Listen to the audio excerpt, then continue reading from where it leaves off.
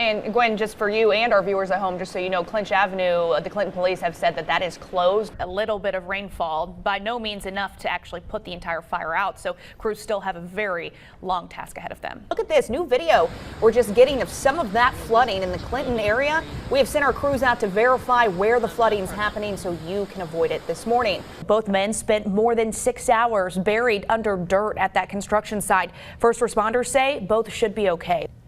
It is 6:30 this morning. We're continuing to follow that breaking news out of Monroe County. A 6-year-old boy is missing. This is Elijah Kinzinger on your screen. Yesterday afternoon around 4:30, Elijah was in the woods with his dog, but only the dog came back. Police at this time think Elijah wandered off and is lost in the woods. There's that helicopter. Actually, this just came through our live feed. You can see that looks like one of the sheriff's office's helicopters. So when I talk about those infrared technology, they usually use that at night, but that is something that they have been using all day today as well. He is 4 foot tall and he only weighs 55 pounds. So the cold, right now it's 38 degrees, you know, here in the Knoxville area. So they're just worried about the cold. There was frost on the ground this morning. It's just difficult to think about that when it comes to anyone, much less a little boy, a 6-year-old boy. Hearing from our crews on scene that little boy is safe at this hour. Look, there he is in the arms of rescue crews being taken to the ambulance. Hundreds of people have come out to this area of Monroe County, even complete strangers wanting to help find this little boy, and they did just that. This video is just so great to see that this little boy is safe and he will be soon back in the arms of his parents. You can see he's obviously probably frightened about what happened. I mean, he spent the night in the freezing cold woods, but the good news here is that the TBI says that he is safe. Zooming into where this evacuation is in place. Now, Sevier County EMA ordering that evacuation less than an hour ago. You know, these recipients, they chose Knoxville in 2014, but they chose Knoxville again. We know why Knoxville. Sure. But what do you think about it? Take a look at this. This is in Sevier County. This is Jones Cove Road. It's a bridge there near Wilhite Road. Our main concern this morning is keeping you safe and our road crews safe as well. So we'll get to them as soon as they get to a safe spot. Yes. Feels like 98, right? So Tennessee really taking down multiple rivals this season, the same that they used to do in 98, the same year they won that championship. And the one with Georgia was a special one. Yes. Yeah, you definitely have to find the right outfit and you have to find the right shade of orange. Sometimes it can be too pink, it can be too red. You don't want to be in like the red territory. Well, we asked you on our WVLT Facebook page. Some of you recommended a food truck right off the interstate in Jefferson County. We went to check out this one-man show on wheels in today's Mornings on the Move.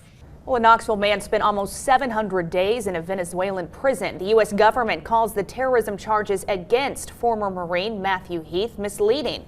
The residents were evacuated Tuesday after a small fire caused the sprinklers to go off, damaging the building's elevators. Many are staying at a shelter at Chilhowie Park. Officials say everyone can come back when at least one of the elevators is fixed. And this used to be a hog lot.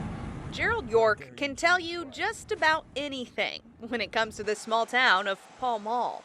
I lived in this house until I was probably 4 or 5 years old. The town's history is also his family's history. I remember him as being just a super guy. His grandfather is Sergeant Alvin York, one of the most decorated soldiers of World War I and a Medal of Honor recipient. A man who tried to avoid being drafted, citing religious exemptions. He said, you know, the Bible says do not kill, so I don't want to fight.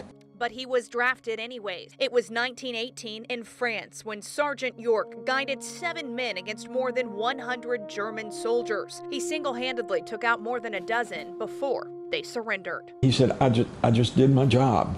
I just did what I had to do. After the war, York came back to his hometown.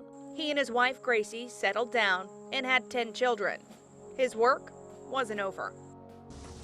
So my grandfather's concept was there would be another wing just like that built here. And it would have dorms and a cafeteria.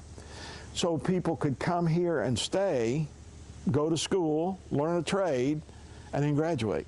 York funded this and the York Institute with money he made from a movie about his life. A movie he only agreed to fund the schools. Then he had his stroke and never got to finish the last part of it. And while York taught the people of Fentress County, he was also teaching his grandson, the importance of serving others and his country. I ended up being an advisor in Loc Ninh District, Ben Long Province on the Cambodian border. He enlisted a few years after his grandfather's funeral, rising to the rank of colonel. Excellent experience. Wouldn't trade it for anything. And when he came home, there was one thing missing: his grandfather. It would have been nice to go over experiences, because you can only do that with someone that's been there.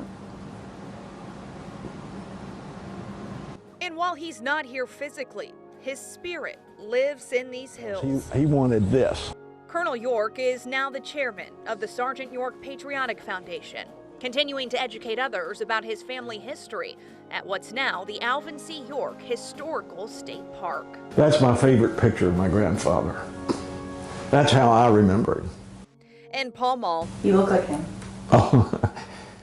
Casey Wheeless, WVLT News.